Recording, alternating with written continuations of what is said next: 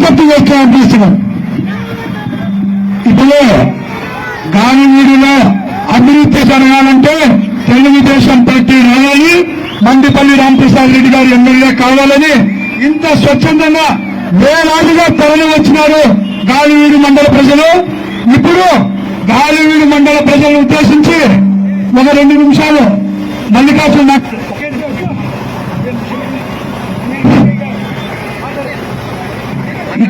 ఇక్కడికి చేసిన తెలుగుదేశం పార్టీ కుటుంబ సభ్యులకు, కార్యకర్తలకు, నాయకులకు అందరికీ నా హృదయపూర్వక నమస్కారాలు.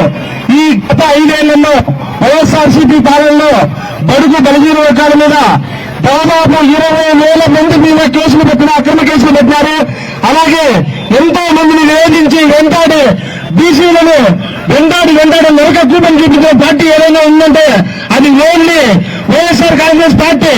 అందుకే మనకు బడుగు బలహీన వర్గాలకు సంబంధించి తెలుగుదేశం పార్టీ ఎప్పుడు అండగా ఉంటుంది.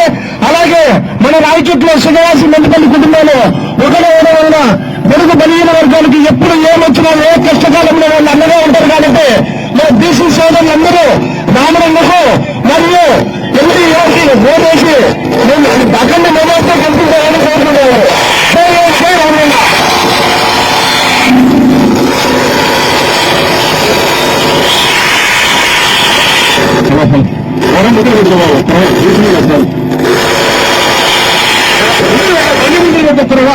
కొంచెం బండి ముందు పెడతాం.